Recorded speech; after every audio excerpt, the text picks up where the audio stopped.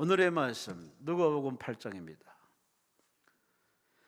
누가복음 8장 40절에서 48절. 신약성경 누가복음 8장 40절에서 48절.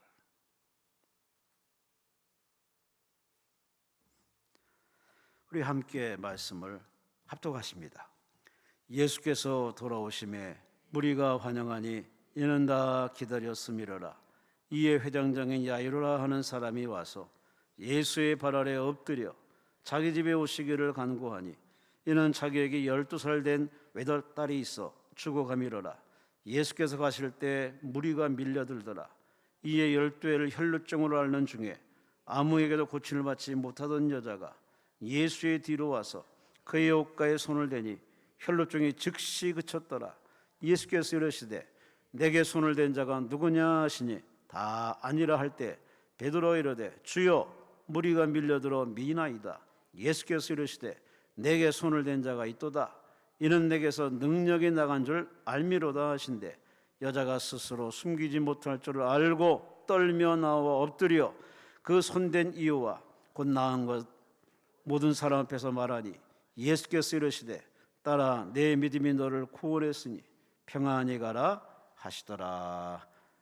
아멘. 기도드립니다. 하나님 감사합니다. 세월이 빠릅니다. 가을입니다. 추석 한가위도 잘 끝나고 이제 일상으로 돌아갑니다. 오늘 하나님 앞에 이렇게 감사해서 하나님 앞에 나와 예배합니다. 각양각색의 소망과 기도 제목 가지고 하나님 앞에 다 입술로 기도로 맡기면서 오늘 주시는 말씀 선포되는 말씀으로 위로 응답을 기대합니다. 하나님은 어제의 하나님이 아니라 미래의 하나님이 아니라 오늘의 살아계셔서 지금도 산자의 하나님이 진 이 자리에 성령으로 오신 줄로 믿습니다. 말씀이 들려지게 하시고 깨달아지게 하시고 울림이 되게 하시고 깨트려짐이 되게 하시고 치유가 되게 하시고 우리를 숨겨왔던 모든 귀신도 떠나가게 하시고 하나님의 치료가 강같이 나타남을 통하여 밝고 맑고 환한 웃는 낯으로 웃고 돌아가는 만남을 기대합니다. 영적 근력 회복하여 돌아가서 가정을 바로 세우며 교회봉이 앞장서며 나를 기도로 지켜내게 하시고 할 수만 있으면 한년 잃어버리지 않도록 가족권, 친지권, 사돈의 팔촌까지 다 예수님 역사가 임하게 하여 주시옵소서. 오늘 이 말씀을 나누면서 다시 한번 우리 신앙을 되돌아보게 하시고 우리 삶에 위기가 올 때 어떻게 해야 할지 다시 한번 하나님이 성경을 주시는 메시지를 잘 들어서 내 것으로 만들고 나의 신앙의 체험으로 나타나서 열매 그득가득한 남은 인생길 되어지게 하여 주시옵소서. 주님 곧 오십니다. 한눈 팔지 말게 하시고 끝까지 신앙 완주하도록 성령이여 기름 부어 주시옵소서. 예배 시간 내내 성령이 임재하시고 운행하시고 치료하시고 만져줄 줄로 믿사옵고 모두를 하나님께 맡기며 감사하며 예수님 이름으로 간절히 축복하며 감사하며 기도리옵나이다. 아멘. 아멘. 우리 하나님께 감사와 영광을 드립니다.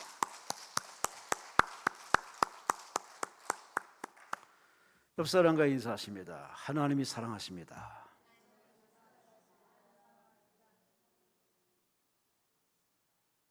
오늘 제목은 살아내라. 따라합시다. 살아내라. 살아내라. 사람으로 태어나서 다 살아가죠. 동물도 살고 곤충도 살고 다 삽니다. 살다와 살아내다는 개념이 다릅니다. 살다라는 말은 동사로서 생명을 그저 지니고 있다 하는 정도의 개념입니다. 하지만 살아내다 좀 색깔이 다릅니다. 어떤 조건이나 생존 환경 속에서도 어려움을 극복하고 살아나간다. 아니 살아서 견딘다. 좀 개념이 다릅니다. 다 사람으로 살아갑니다. 근데 사람다운 사람으로 살아가는 사람이 있고 그냥 가는 사람이 있습니다. 똑같이 태어났지만 어떤 사람은 점점 진화되고 진보하고 성장해서 멋있는 매력 있는 진짜 복덩어리로 살아가는 사람이 있습니다. 그렇지 않고 왜 태어났니? 뿐만 아니라 민폐와 짐이 되는 사람도 있습니다. 심지어 짐승만도 못한 인생들도 간혹 봅니다.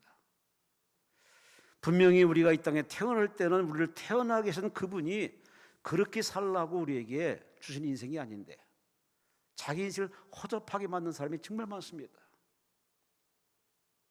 지금 가을을 재촉하는 비입니다. 그래서 윗도를 입었습니다. 추워서. 참 세월이 쏜살같이 지나갑니다. 조금 있으면 단풍이 설악산부터 계속 이제 내려오겠죠.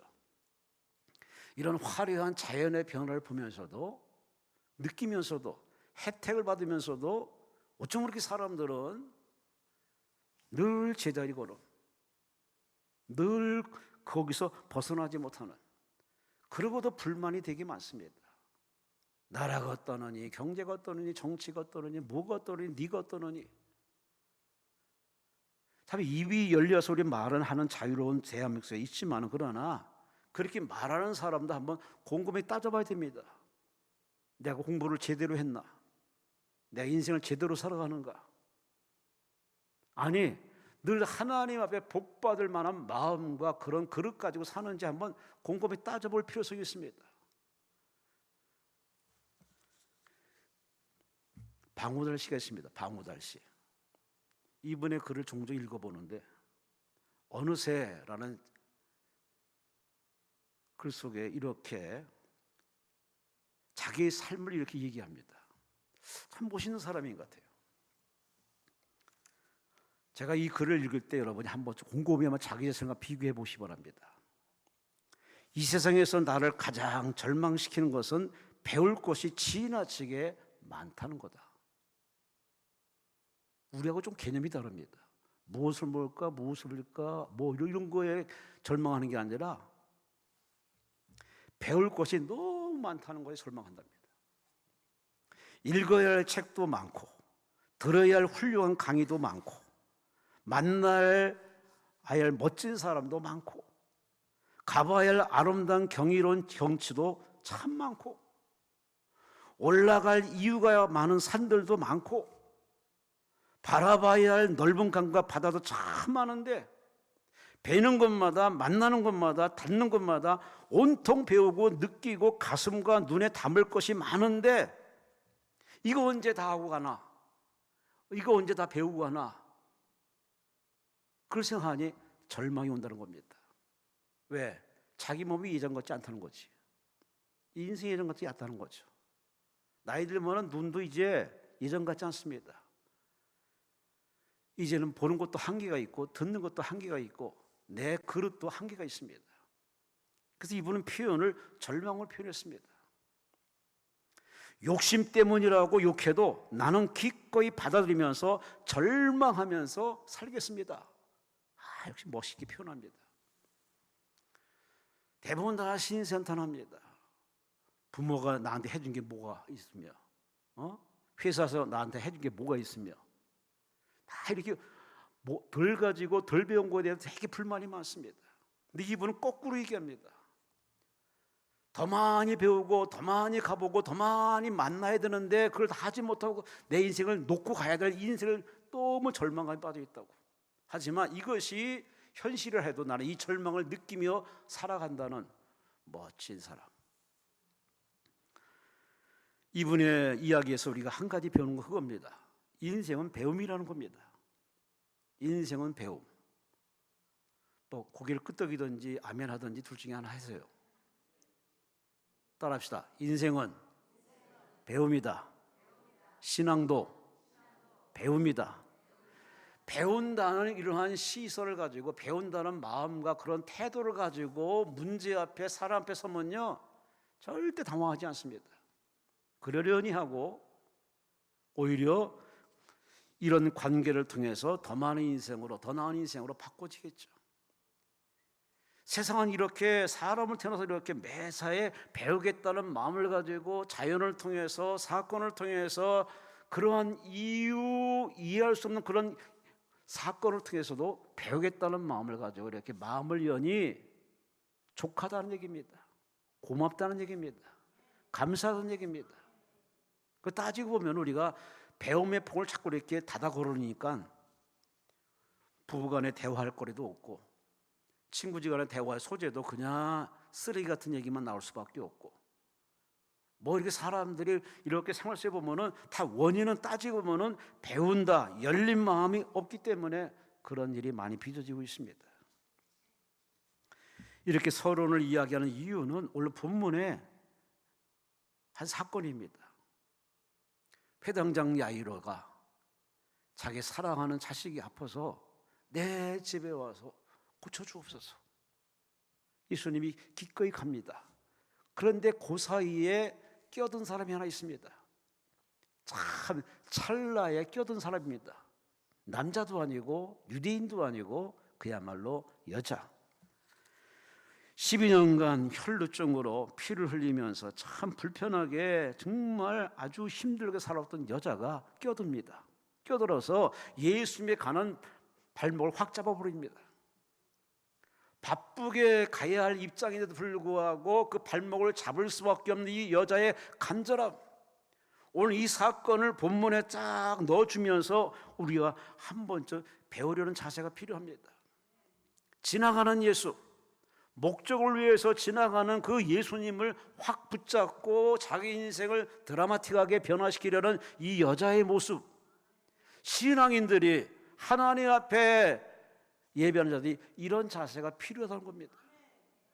그냥 지나가게 에이 갔네? 가버렸네? 라고 이렇게 무덤덤하게 지낼 것이 아니라 이 여자처럼 분명한 목적의식을 가지고 그렇게 자신의 소원을 이루기 위해서 끝까지 덤비고 끝내 그 소원을 성취하는 이 여자의 아름다운 모습, 그것을 성경에 기록하면서 우리들에게 하나님께서 뭐라고 말씀하겠습니까? 너는 어떻게 사냐 그 말이에요. 예배드리는 너는 어떻게 행동하냐 그 말입니다. 아 그랬더래, 그렇게 살았대, 뭐 그렇게 끼어들었대, 그렇게 거리감 있게 여러분 예배드리실 겁니까? 그러면 예배는 아무런 의미가 없습니다. 오늘 이 여자의 세계로 들어가서 이 불편하고 힘들고 고통스러운 이 여자의 세계 속으로 들어가서 이 여자는 도대체 어떤 마음을 가지고 어떤 생각 가지고 어떤 자세로 했길래 이렇게 성경에 기록해서 오늘 이 시간에 이 종을 통해서 다시 한번 이 여자의 이야기를 할 수밖에 만들었을까? 배워야 될 거 아닙니까? 예배 시간은 배우는 시간입니다. 말씀을 통해 배우는 시간입니다. 설교를 통해서 배우는 시간입니다. 아, 나의 부족함, 나의 미련함, 나의 어리석음, 나의 한심한 모든 문제가 바로 바깥에 있는 것이 아니라 내게 있다는 사실을 바로 재발견하는 시간. 이렇게 발견하는 이유는 치료를 위한 목적입니다. 회복을 위한 목적입니다. 율법은 이렇게 자신의 잘못을 드러나게 해주는 역할을 합니다. 다 죄인임을 깨닫게 합니다. 죄 앞에 다 항복하게 만듭니다. 그리고 우리를 어디로 끌고 오느냐? 복음, 바로 위안겔리온, 예수 앞으로 끌고 옵니다. 그래서 우리는 자기 자신의 잘못을 깨닫고 이렇게 창피 만신창을 당하는 자기 자신의 모습을 발견하면서 씁쓸히 이렇게 성전을 떠나는 사람들이 가끔 몇 사람 있어요. 참 안타까운 시간입니다. 들어야 되는데, 깨달아야 되는데, 잡아야 되는데, 인생을 바꿔야 되는데, 그런 선물을 하나님 주시려고 하는데 그 마지막 시간에 쌩 하고 그냥 나가는 사람을 간혹 봐요. 제 옆에 사회석 보다가 뛰쫓아가서 꽉 잡고서 어디 가십니까? 복 받으시라고 할 싶은 마음이 여기까지 꽉 찰 때가 한두 번이 아닙니다. 참 답답해. 뭐 하러 왔나 몰라. 식당에 가면 밥 먹고 나와야지. 목욕탕 갔으면 씻고 나와야지. 병원 갔으면 진찰을 받고 처방 받고 나와야지. 갔다 그냥 오면은 그 시간 낭비 아닙니까? 예배는 바로 하나님이 여러분을 위해서 복 주시고 여러분을 영적 진단시켜서 잘못을 치료하시고 막힌 데를 뚫어주어서 하나님이 원하는 일꾼 만드는 회복의 시간인데, 회복하려고 우리가 왔으면은 끝까지 버텨야지. 오늘 12의 혈루증 여인을 통해서 우리 한번 배워보겠습니다. 이 여자의 세계로 들어가서, 신앙으로 들어가서 도대체 어떤 믿음, 어떤 자세, 어떤 생각으로, 어떤 마음으로 이렇게 예수님께 덤볐길래 자기 인생의 12년 동안 지긋지긋한 병을 한 번에, 오늘 본문에 뭐라고 표현했습니까? 참 멋지게 이렇게 표현합니다. 44절 말씀에 예수의 뒤로 와서 그의 옷가에 손을 대니 혈루증이 따라합시다. 즉시 고쳤더라. 아멘, 아멘. 즉시 고쳤습니다.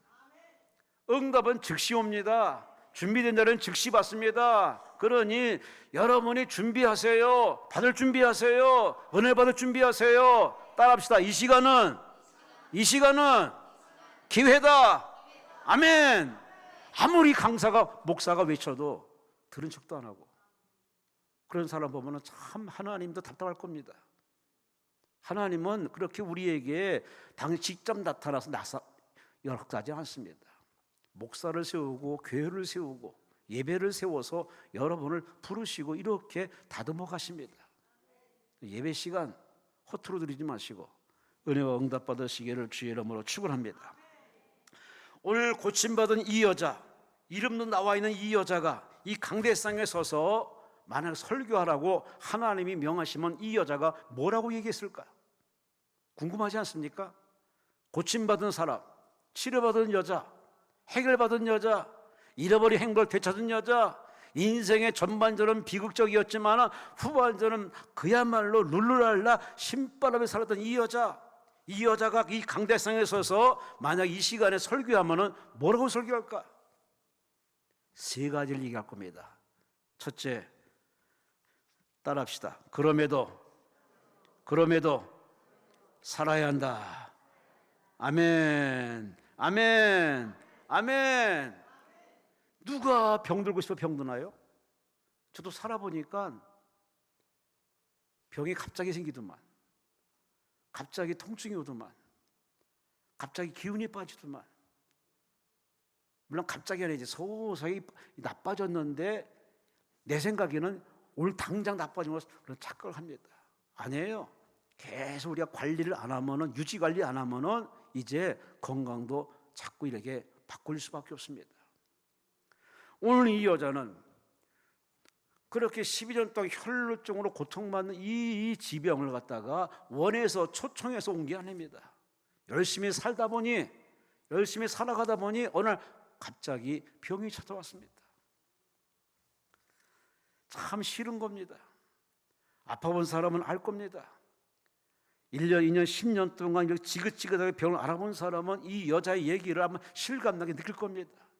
참 이것만 없으면 살겠는데, 근데 이 여자는 이게 싫다고 아무리 밀어내도 더 끈덕지게 달라붙어서 이제는 그야말로 삶을 옥죄일 정도로 아주 그냥 삶을 포기할 수 없는 상황이었습니다. 그런데 이 여자는 본문에 보면은 자기 삶을 포기하지 않습니다. 끝까지 사랑합니다. 끝까지 삶을 살아냅니다. 이것이 바로 이 여자가 첫 번째 행합니다. 그냥 산 게 아닙니다. 살아낸 겁니다. 아파도 살고 힘들어도 살고 포기할 수 있는 그 경각간에서도 그런 포기하지 않고 끝까지 자기 삶을 보듬으면서 아끼면서 내일은 희망이 있을 거야, 늘 이런 마음을 가지고 그렇게 버텨냈습니다.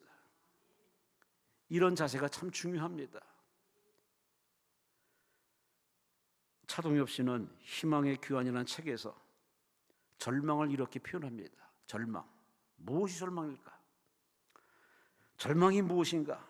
더 이상 바라보지 않는 것이 절망이다. 한자어로 절망은 바라보기를 끊는 것을 가리킵니다. 바라봄을 끊는 것이 절망입니다. 꿈을 꾸지 않는 것, 눈을 감아버리는 것이 절망입니다. 그렇다면 희망은 정반대입니다. 바로 꿈을 꾸는 것이고 눈을 뜨는 것이고 버티는 것이고. 할렐루야, 할렐루야. 대부분의 사람들이 다 절망에 빠져 있습니다. 아직 죽지 않았는데, 아직 인생이 끝나지 않았는데 그 작은 머리 가지고 자기 인생을 이렇게 함부로 예단해서 그분도 못하리, 주치의도 못하는데 그분이 하겠느냐? 황당한 논리를 가지고 이렇게 하나님 앞에 참 불성실한 태도 본 사람이 어지간히 많이 있습니다. 내 마음이 작으니, 내 생각이 그렇게 작으니 하나님도 작다고 생각하는데 전혀 착각입니다. 아니에요. 하나님은 늘 저 푸른 하늘처럼 한결같이 우리에게 전지하시고 전능하시고 무소부지하시고 사랑이 많으시고 못할 것이 없으시고 죽어온 자를 살리시고 죽어서 나가는 자를 살리시고 죽어서 냄새나는 자를 살리신 예수님께서 뭔들 못하겠습니까? 그래서 오늘 이 여자는 말합니다. 여러분, 힘들어도 억울해도 기가 막혀도 죽을 상황에 달렸어도 살아내시오. 살겠다는 마음과 믿음을 가지고 살아가겠다는 믿음을 가지고 끝까지 버틴 사람은 하나님이 절대 버리지 않습니다. 근데 대부분이 포기해, 체념을 해, 삶을 놔.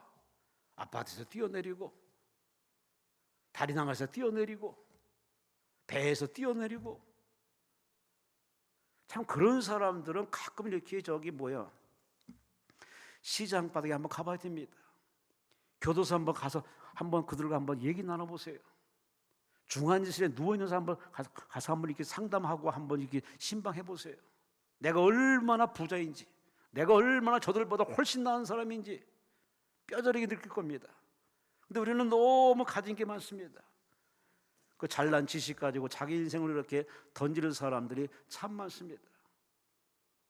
그럴 용기 있으면 하나님 앞에 다시 한번 기도하고 매달려보고 하나님을 찾아보면 하나님이 얼마나 그 인생을 하나님이 살려주지 않겠습니까? 영혼을 디자인한다. 윤초 씨가 쓴 책인데 이분이 실패를 이렇게 표현합니다.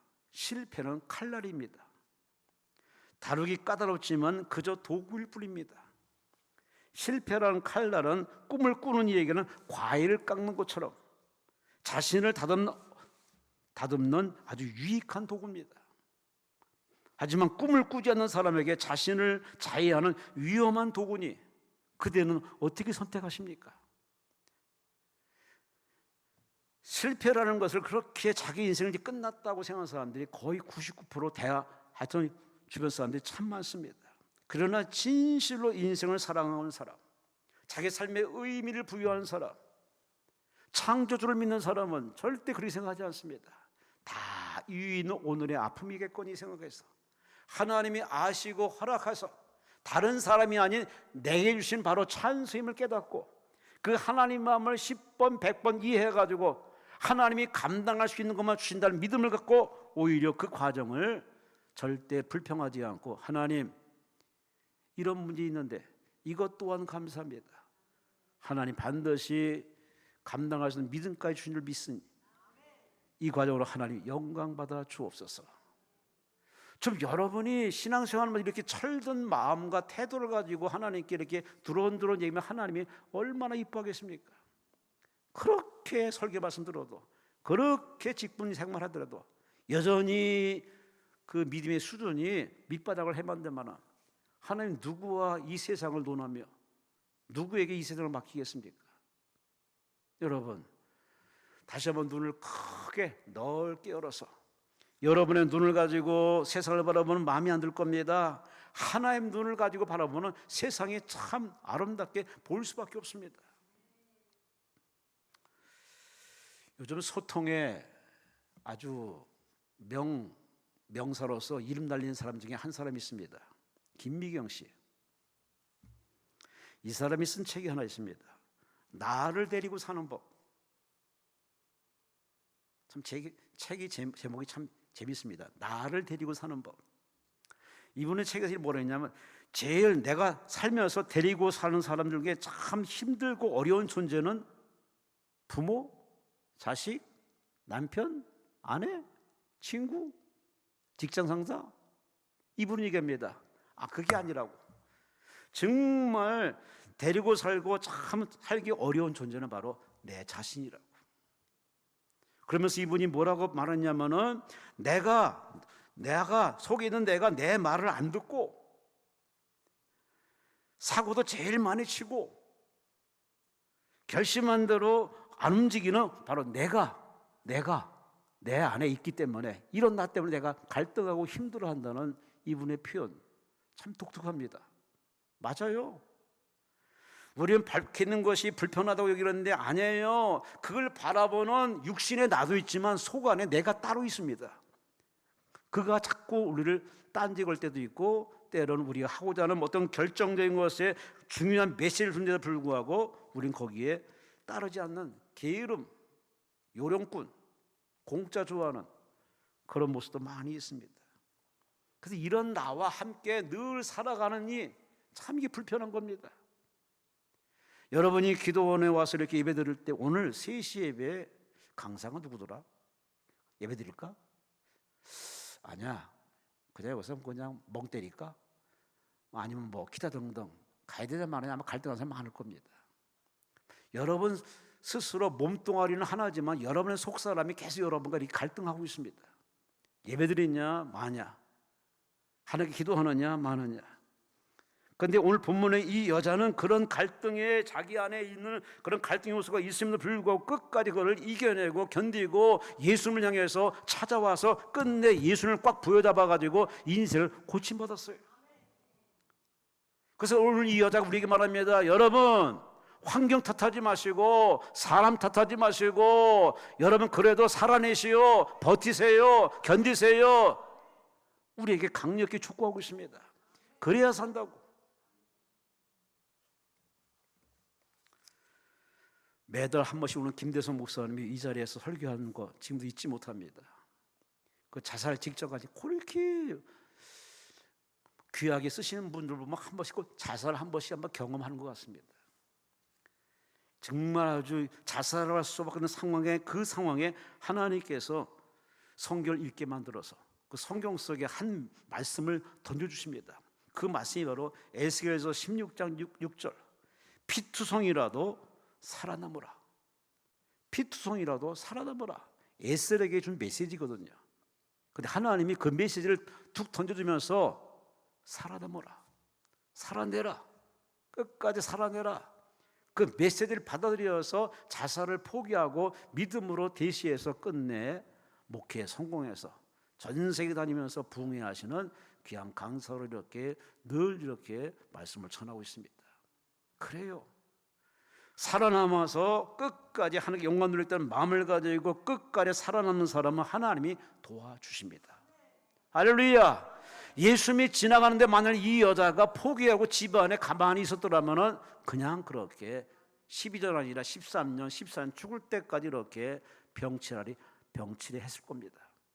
여러분, 무슨 문제가 여러분 지금까지 여러분 힘들게 하십니까? 그걸 한 번에 끊을 수 있는 기회가 이 시간입니다. 이 시간입니다.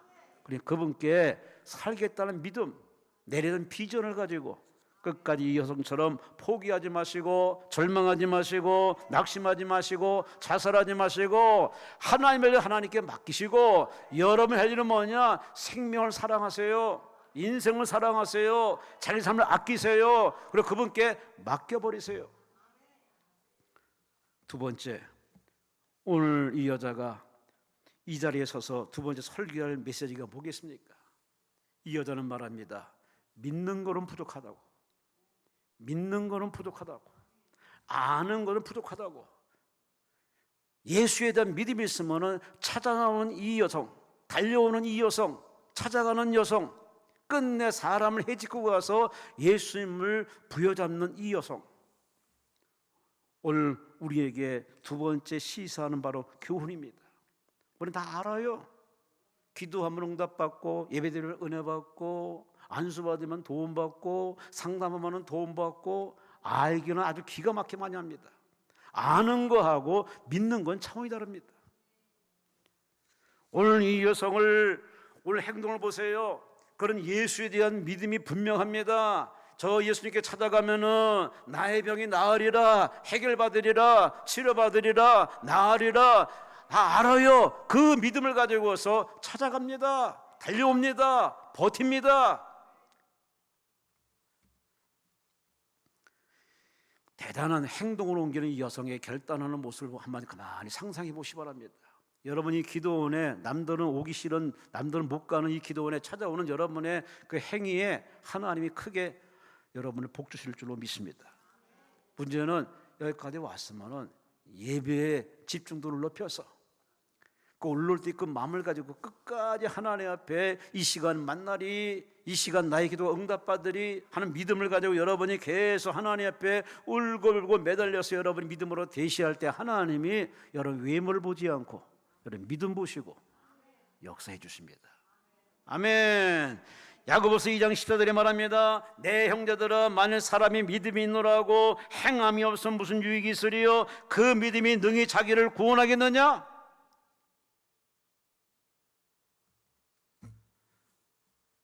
제가 예배 준비하러 요나 하우스에서 이렇게 걸어 나오면서 보면은 예배 안 나온 사람이 있어요. 여러분을 탓하는 게 아닙니다. 여기 왔으면은 예배 드려야지. 불편하고 힘들고 유혹이 오더라도 다 이겨내고 와서 예배 드리고 뭔가 받겠다는 그런 적극적인 마음을 가지고 예배 드리면 하나님이 이뻐서라도 그날과 그 시를 줄여서라도 여러분에게 응답 주지 않겠습니까? 그런 마음을 하나님 보고 싶어 하는데 태연하게 그렇게 볼 거 다 보고 할 얘기 다 하고 떠들 거 다 떠들고 그리고 예배에 참석 안 하는 사람 보면은 참 기도원에 있어서 그런지 몰라도 마음 편치 않습니다. 예배 드립시다, 예배당에 갑시다 라고 두드리고 갈 수밖에 없는 그런 마음이 여기까지 차 있지만은 그냥 놔두고 옵니다. 하나님께서는 우리들에게 똑같은 시간에 똑같이 이렇게 우리에게 은혜 주시려고 하는데 이렇게 달려오는 여성처럼 달려와서 하나님의 은혜 받으려고 그렇게 예수께 풍덩 뛰어드는 사람이 있는가 하면은 그렇게 멀찌감치 이렇게 뭐 그냥 유튜브로 이렇게 예배 드리면 되지 뭐 하는 사람도 있어요. 나쁘다는 게 아닙니다. 그만큼 마음이 하나님과 멀어져 있는 겁니다. 하나님과 나 사이 전에는 그 중에 하나님을 내 안과 하나님과 이렇게 뭔가 그 안에 누군가 끼어들지 못하도록 그렇게 하나님께 착 달라붙었던 그때의 모습과는 지금 확연하게 다릅니다. 너무나 거리가 멉니다. 예수께서 우리에게 분명히 얘기했습니다. 말세에 내가 믿음을 보겠느냐. 그러니까 다 똑같은 믿음이 아니라는 얘기입니다.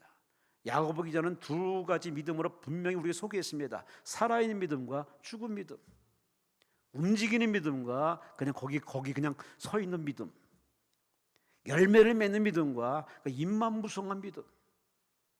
똑같이 하나님을 찾지만 하나님이 어느 쪽으로 관심 두느냐? 살아있는 믿음, 찾는 믿음, 매달리는 믿음, 요구하는 자에게 하나님은 부어주십니다. 그러니 여러분 시간 낭비하지 마시고 하나님을 바로 알고 제대로 알아서 부지런히 매달리고 예배당에 잘 찾아가서 예배 잘 들으시고 하나님 부르짖어 기도해서 응답 받으시기를 주의 이름으로 축원합니다. 주의 이름으로 축원합니다. 가만히 있으면 아무것도 안 생깁니다. 하나님 우리에게 그렇게 인생을 설정해 놨어요. 내게 구하라, 내게 매달려라, 나를 잡아서 인생을 바꾸라. 그렇게 우리에게 귀한 약속까지 주면서 찬수를 줬지만은 그걸 부여잡고 끝까지 매달려서 자기들을 바꾸는 사람은 그렇게 많지 않습니다.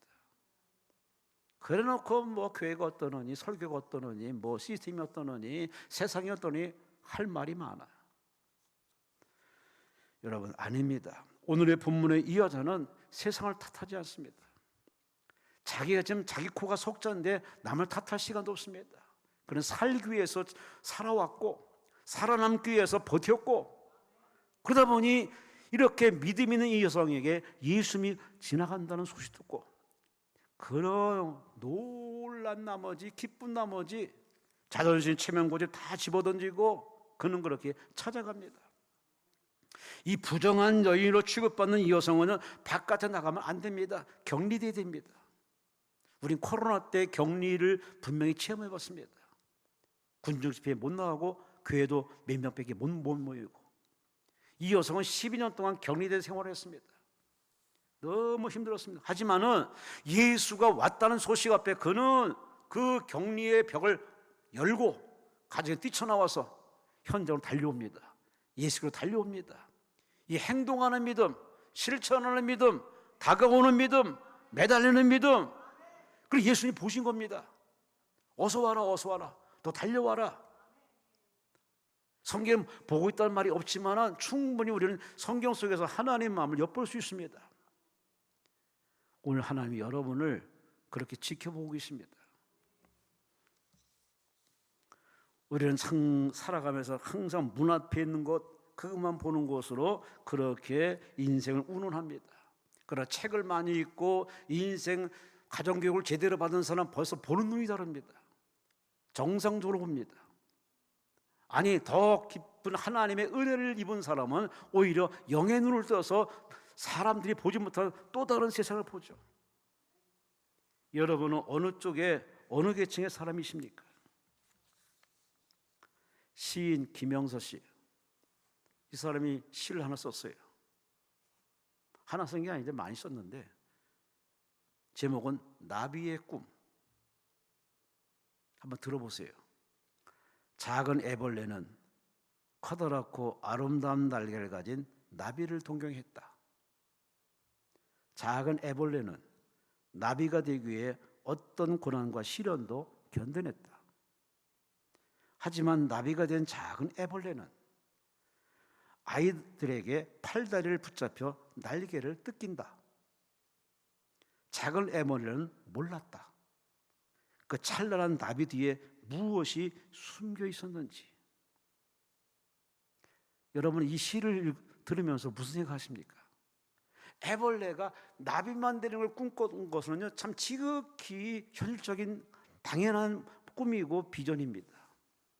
근데 막상 나비가 되고 보니까 이게 날아다니는 자유로움도 있지만 그러나 자기를 갖다가 나비를 이렇게 착 잡아서 그렇게 날개를 뜯어버리는 그런 개구장의 아이들의 그러한 방해, 핍박, 여러분 식으로 얘기하면 바로 시험거리가 있다는 사실을 전혀 인지를 못해서 그런 겁니다. 그냥 날개만 있으면 좋을 것이라.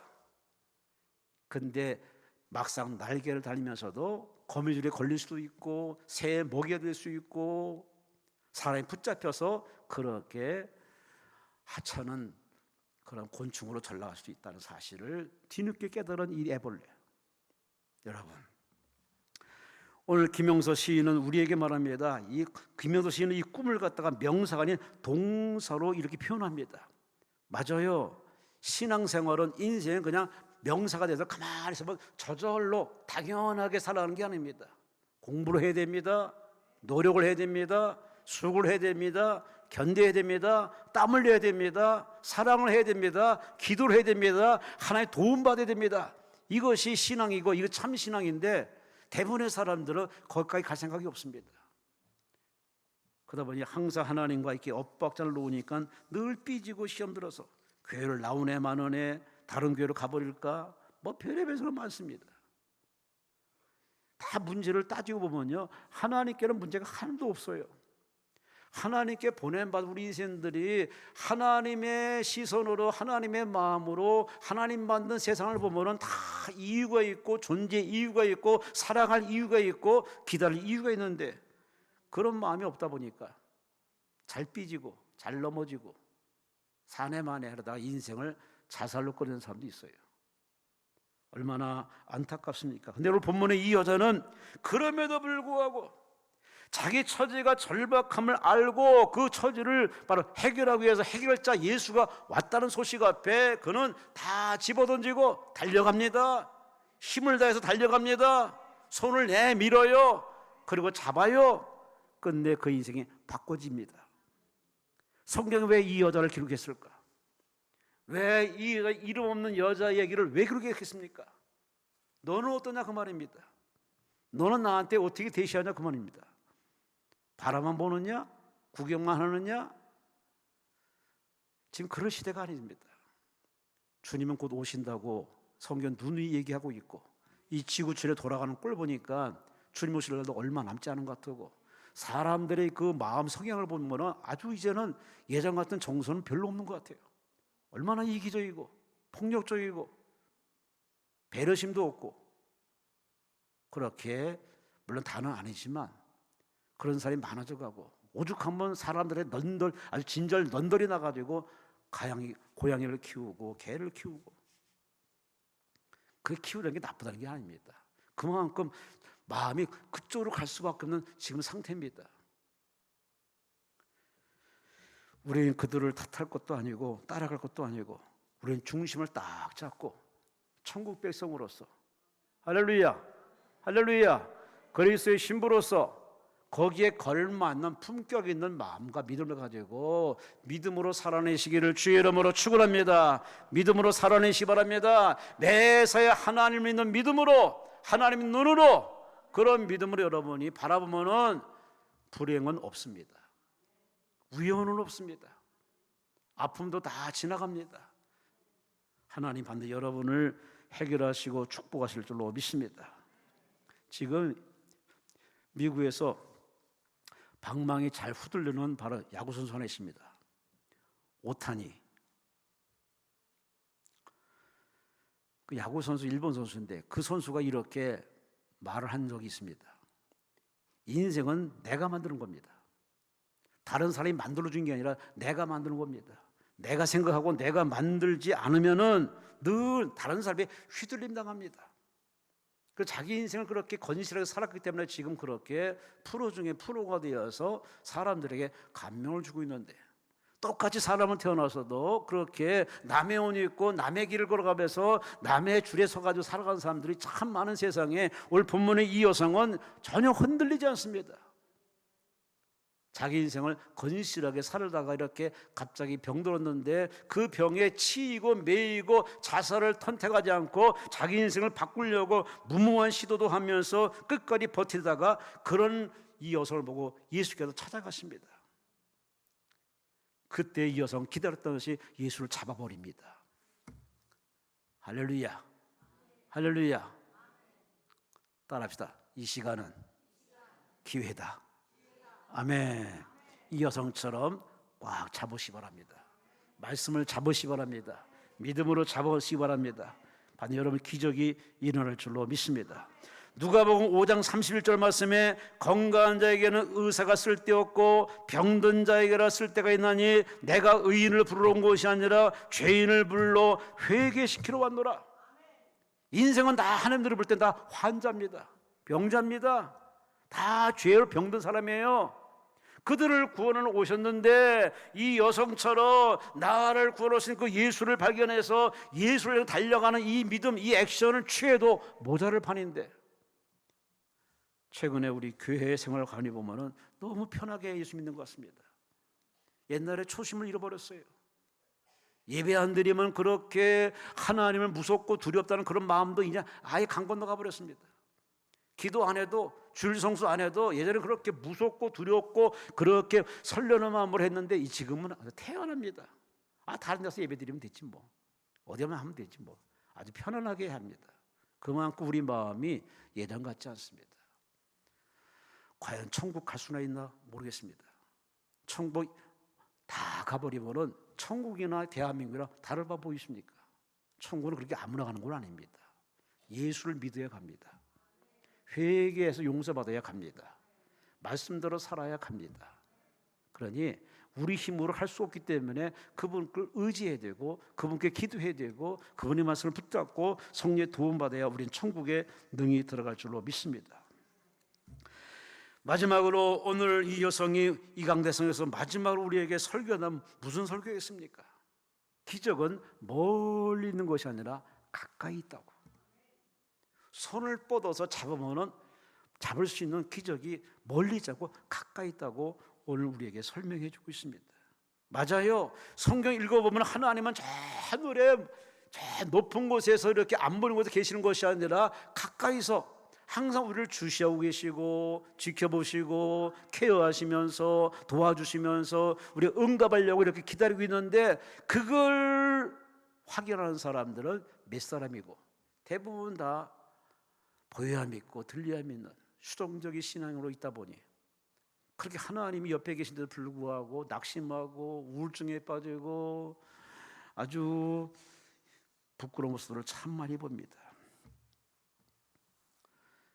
여러분은 매일매일 사는 것이 기적의 연속이라고 믿습니까? 봐요. 네 사람만 아멘하지. 우리는 기적을 그렇게 생각 안 합니다. 그저 죽었던 사람이 살아나야 기적이고, 맞아요. 그게 기적인데, 근데 솔직히 말해서 우리는 매일매일 하나님이 허락한 하루를 열어주셔야 사는 존재이기 때문에 어찌 보면 우리는 매일매일 기적을 경험하고 있는 겁니다. 아침에 눈을 뜨는 것, 걸을 수 있는 것, 말할 수 있는 것, 들을 수 있는 것, 먹을 수 있는 것, 소화되는 것, 아니 그분께 감사하는 것, 그분을 찬양하는 것, 총까지 믿음을 가지고 끝까지 버티는 것, 이게 다 당연한 게 아닙니다. 하나님의 은혜에 혜택받은 자이기 때문에 나는 기적의 산물입니다. 매일 기적을 체험하고 있는 겁니다.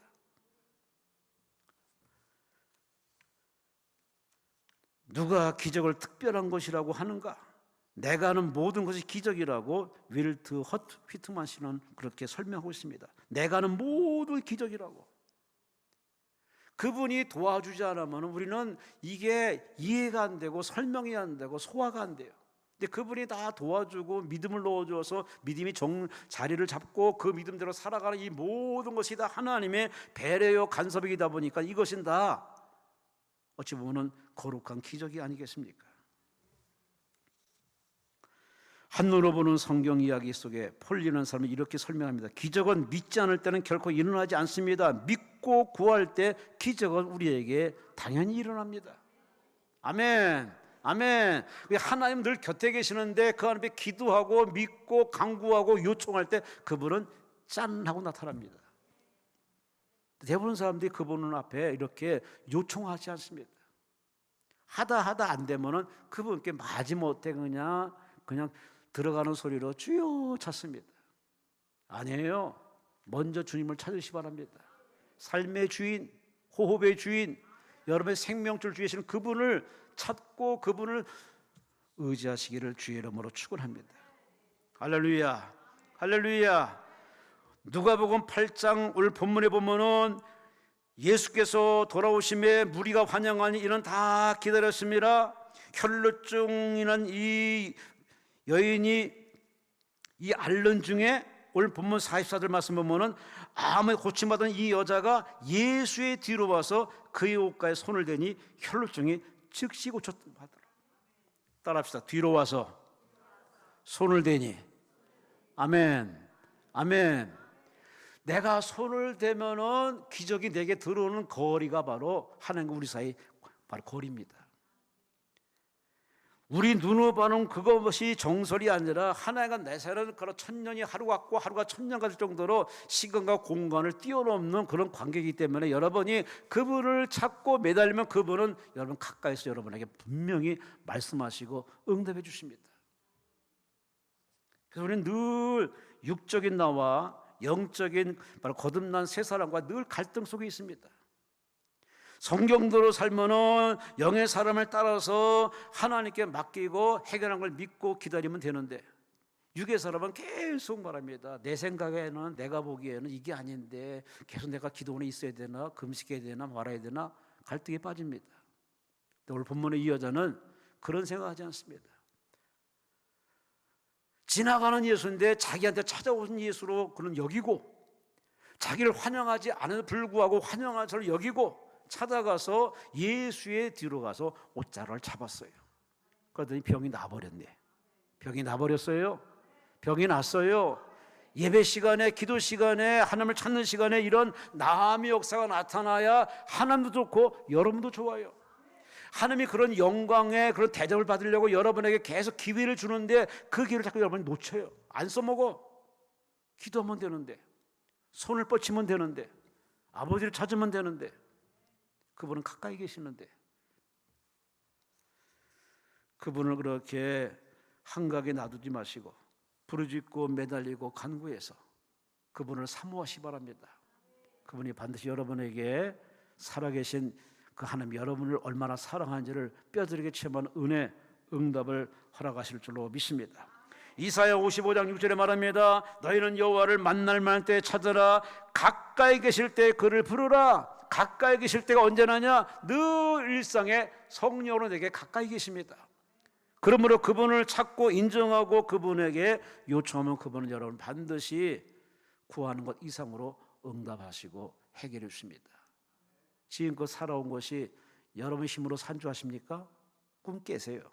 다 그분의 은혜로 살아온 겁니다. 앞으로도 그분의 은혜로 살 겁니다. 아무 염려하지 마시고 그분만 믿으세요. 그분과 늘 소통하시고 그분의 말씀대로 살아보세요. 여러분의 여지껏 살아온 경험보다는 더 나은 새로운 신비로운 경험들이 많을 겁니다. 그렇게 무궁무진하게 여러분이 주시려고 대기하고 기다리시는 그 하나님의 그 안타까운 모습을 여러분 더 이상 그렇게 놔두지 마시고 요청하세요. 매달려 보세요. 시도 때도 없이 자녀들은 묻습니다. 엄마 이게 뭐야? 아빠 이게 뭐야? 묻는 그 아기들의 그런 우렁찬 모습처럼 여러분이 요청하고 부르짖고 매달리면 하나님 여러분에게 크고 비밀한 계시를 통해서 앞날도 보여주시고 여러분의 앞길도 반드시 그 길로 이끌어갈 줄로 믿습니다. 48절에 결론적으로 말씀합니다. 예수께서 이르시되 따라 내 믿음이 너를 구원했으니 따라합시다. 평안히 가라. 아멘, 아멘, 아멘. 이것이 하나님 원하는 거예요. 하나님이 이런 일을 하려고 예수를 보냈고 예수는 이런 일을 마무리 짓기 위해서 십자가에서 이렇게 죽으셨는데 인생들이 하나님을 의지하지 않습니다. 기도를 안 해. 마귀가 그렇게 방해합니다. 기도해서 뭐하니? 예배드려서 뭐하니? 기도원 가서 뭐하니? 그냥 살아. 이게 다 마귀 소리입니다. 그 마귀 소리 여러분이 현혹 농락당하지 마시고 사탄을 물러가라고 예수를 물리치시고 오늘 이 여성처럼 하나님을 만나는 시간이 가장 좋은 시간이고 말씀 듣는 시간이 가장 최고의 시간이고 그분과 대화하는 시간이 가장 그 어떤 시간마다도 최고의 시간으로 여겨서 그분 앞에 늘 새벽에도 한낮에도 저녁에도 운전하면서도 늘 그분과 두런두런 얘기 나누셔서 날마다 일상의 기적을 체험하시기를 주의 이름으로 축원합니다. 주의 이름으로 축원합니다. 결론적으로 이 여성이 말합니다. 살아내시오. 죽지 마시오. 포기하지 마시오. 끝까지 사시오. 나 같은 사람도 살았는데 그대도 살 수 있습니다. 예수만 쳐다보시고 예수만 바라보시고 예수를 잡으세요. 예수를 꽉 잡으세요. 기회를 놓치지 마세요.